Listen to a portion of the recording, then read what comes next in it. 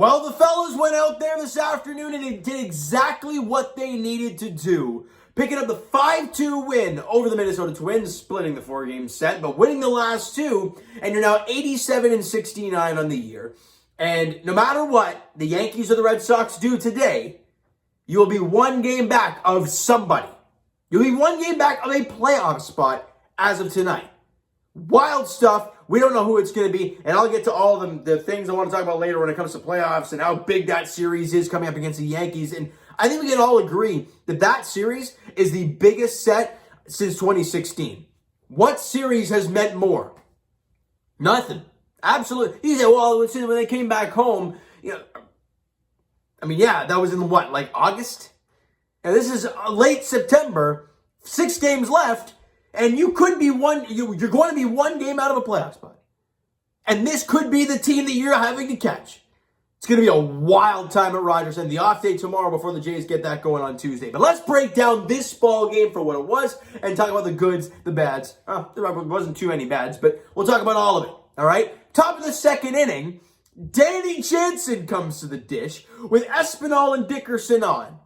And he gets a high fastball at 93, and he hits it deep to left center field, and it's gone! A 3-run bomb for Danny Jansen, and the Jays are out in front of 3-0. This is beautiful. It's a great start. Alek Manoah early on, though, fighting his command a bit. He looked a little off in the early goings of this one, but somehow, all they got was in the bottom half of the second inning, Jake Cave's single scoring Garver,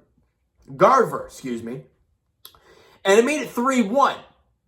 He settled in nicely. We go to the top of the 5th inning. George Springer gets a 92-mile-an-hour fastball right down the middle. Just don't do that to anybody, really. And he crushes it to left center field, and it's gone into the bullpen. The Jays get 1 run back. It's now a 4-1 Blue Jays advantage. We go to the next half inning, though. Byron Buxton's the solo bomb off of Alek Manoah, making it 4-2. Okay. It's not looking good, but again, I trust this team. The late bullpen is fantastic because you have the lead now, so you know who you're going to see for the most part. So we feel pretty confident. And to add insult to injury, we go to the top of the 8th inning, and Bo Bichette, it's a fly ball. Buddy loses in the sun. Bo ends up at second on the play. Then comes Teoscar Hernandez, and he rips one down the third baseline. And it goes all the way into the corner. Bo scores. Teo to second. And it's now a 5-2 Jays lead. Now, there were some shaky moments, right? When Tim Mesa came into the ball game, there was 2 on and 2 out there in that 6th inning. He found a way to get out of it. Did a great job in his inning of work, his 2/3 of the 7th. And Simber was great. You give that one double off the wall, but settled down nicely. And for the rest of his outing, obviously, after that double, he was gone. And Romano came in, and he was stellar. We'll break down the statistics for each guy in a bit, but my goodness, the boys get the much-needed dub. And we can talk about, they split this set, and they were only 4-3 against the Twins over the 7 games. Yeah, you probably caught the Twins at their best baseball, though, right? The record suggests they're not a good team, but if you look at the way they've been playing lately, kind of before that series, yeah, they've been playing some pretty good ball. So, you caught them at the wrong time, unfortunately, but for the Blue Jays, I think we can all agree on this. Whether you win the first 2 games of the series and you lose the final 2 or vice versa, winning the final 2 is a million times better.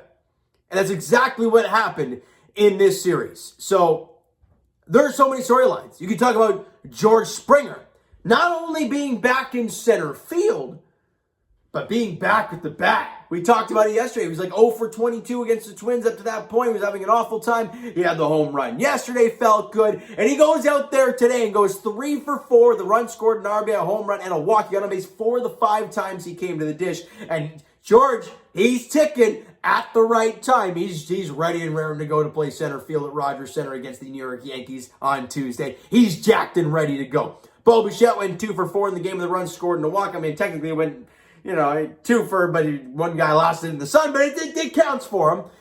And the team overall had 9 hits and 4 strikeouts, which is not bad. The 9 hits, you'd like to see the double-digit markers for the Toronto Blue Jays. However, the long ball got the job done. The 3-run bomb, he made it count with runners on base. Great job from Danny Jansen. He was fantastic. Let's get to the pitching side of things. And as I mentioned, Alek Manoah, again, we've learned from this guy, and the reason he should be in the Rookie of the Year conversation. He went 5 2/3, allowed 6 hits, 2 runs, 8 strikeouts, and he walked 2. He also hit 2 guys as well.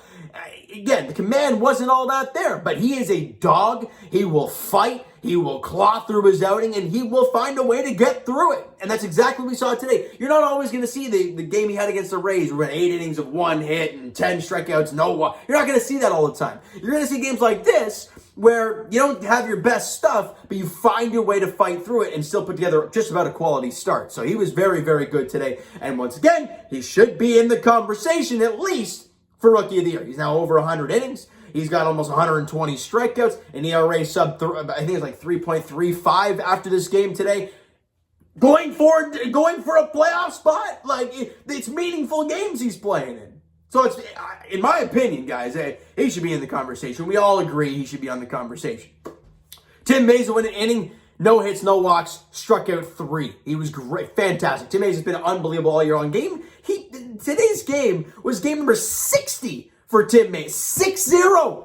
He's played a lot of baseball after coming back from Tommy John surgery and all that stuff. He's come back raring to go, and he's put a year together. He's been phenomenal. Adam Simber went an inning, allowed a couple hits. It was that double off the wall. They hit second and third and 2 out. He got a strikeout as well. But Jordan Romano goes out there, goes an inning and a third, striking out 3, and the Blue Jays win it, as we said, 5-2, and are 18 games over 500 at 87 and 69. It's pretty wild. This team is going to be a 90-win team. I mean, you win 3 of the next 6 games. You do that. I can't see why they don't. I can't see why they don't do that. Right? Now, enough about this game. They won. It was great. But I think we can all agree that our focus, like that, we're not going to be watching highlights of this game. Our focus is turning to the New York Yankees.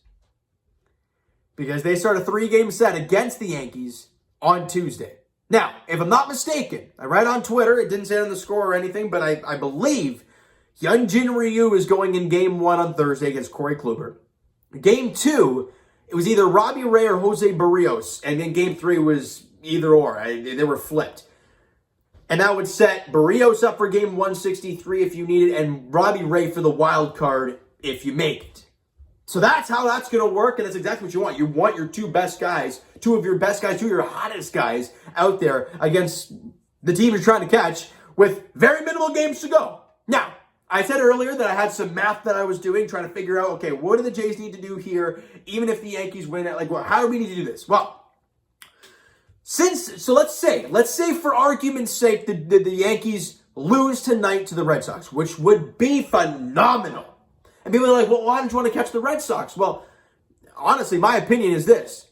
The Red Sox have a dog garbage schedule the rest of the way. So the odds of trying to catch them, even if they're only 1 game back, you play the Yankees, it's going to be harder. Now, if the Yankees lose, we are 1 game back of them. We play them for 3, and after that, they play the Rays where we play the Orioles. So that's the more likely scenario that we all dream of having as Jays fans. So let's say, for argument's sake, I didn't even have this button done up, the Yankees lose tonight to the Red Sox, okay? Then the Yankees come into Rogers Center. Let's say the Jays win 2 of 3, okay? And let's say the Jays take 2 of 3 from the Baltimore Orioles. That means the Yankees, the only way the Yankees could make the playoffs is if they sweep the Tampa Bay Rays. If everything goes the way I just said, that's the only way they can do it in the final series of the year. So Jays fans, I never thought I'd say this, but cheer for Boston tonight. Because if Boston wins, the Yankees are only we're only 1 game back of them, and what I just told you, you win 2 of 3 against the Yankees, 2 of 3 against the Orioles, you're in the playoffs. It's wild to think about. But if the Yankees win tonight, then we're talking a little bit differently, right? Then we're talking, okay, the Jays need to, let's say you take 2 of 3 against the Yankees and you're 2 games back, you'll still be 1 game back of them. I don't know what the Red Sox will obviously be doing in their series. But then you got to welcome in Baltimore. And in hindsight, you got to sweep them.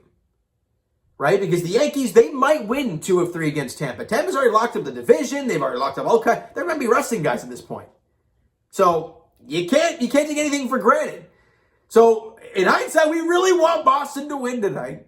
And the Blue Jays got to do a job.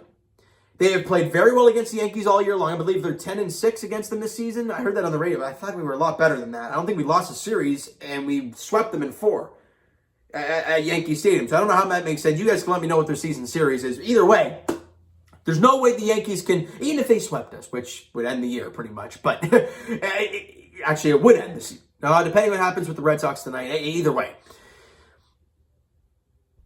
This series, guys, I said it off the top, this is the biggest series of the year. This is the biggest series in the last, 5 years for the Toronto Blue Jays. Does this not feel to you guys like that Red Sox series at Fenway back in 2016 where the Jays clinched it? To be honest, it kind of feels more intense because you're playing at home and you got the Yankees, the team you're trying to catch, instead of trying to lock up the spot. Because they pretty much had that playoff spot locked up then. It was more or less home field against Baltimore in 16. Now, you're trying to catch a team just to get in. It's wild stuff, Jays fans. It's wild, wild stuff. But in the end, the Jays got to do their job, right? If we can talk about, this team loses, if this team loses, they got to do their job.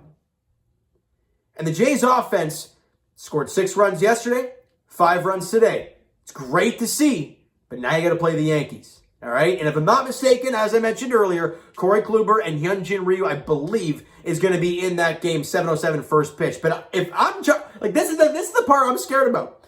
Is Ryu going to be 100% healthy? I mean, I understand it wasn't really about health, but is he ready to take this game? Because this is the massive, massive, massive game for the Toronto Blue Jays. I hope so. If he does go, it's Kluber and Ryu at Rogers Center, 7:07. And I'm going to leave you guys with this, all right? I'm going to smack down because I want you to listen. If any of you guys are going to that game or any of the 3 games against the Yankees, I want you to be as loud as you damn well want. Just let them hear you. 30,000 people. The 15 have been great. You double that nonsense, you got almost 30,000 Jays fans going nuts. And I want to hear this stuff. I mean, we're going to. It's going to be a wild set at Rogers Center. I'm hoping the buzz in the city is as buzzing as it is on the channel and myself right now. I'm hoping it's the same way. All right? So you know what, guys? That is going to do it for this one. If you enjoyed the video and enjoyed the W this afternoon, smack the like button. I do appreciate that. Hit the subscribe button if you have not done so already, guys. Twitter is down below for myself. Follow, send me a damn, do that great stuff. Twitter is down below. No, I already said that. Instagram is down below, so follow up there if you have not done so already, guys. And I will talk to you. I'll talk to you guys Leafs edition tomorrow as they play a preseason game in Montreal against the Canadians, whatever. But I will talk to you guys Jays edition the next time I talk to you, and we look to continue to ride this jersey. On Tuesday, Jays, Yankees at Rogers Center. Whether you're 2 games back, whether you're 1 game back, it doesn't matter. This is the biggest game in 5 years for the Toronto. This is the biggest series in 5 years for the Toronto Blue Jays. And you know who's going to be ready for that? George Springer. Not only is he clutch, he's buzzing right now. Jays fans, all right? So I will talk to you guys on Tuesday, as the Jays look to start off that series on a really good note. You got 3 to play, but a big one on Tuesday night. Corey Kluber versus possibly Hyun Jin Ryu, 7:07 first pitch at Rogers Center. Thank you guys so much for listening and watching. I hope you enjoyed the video and are jacked up for this series. We'll talk to you guys then.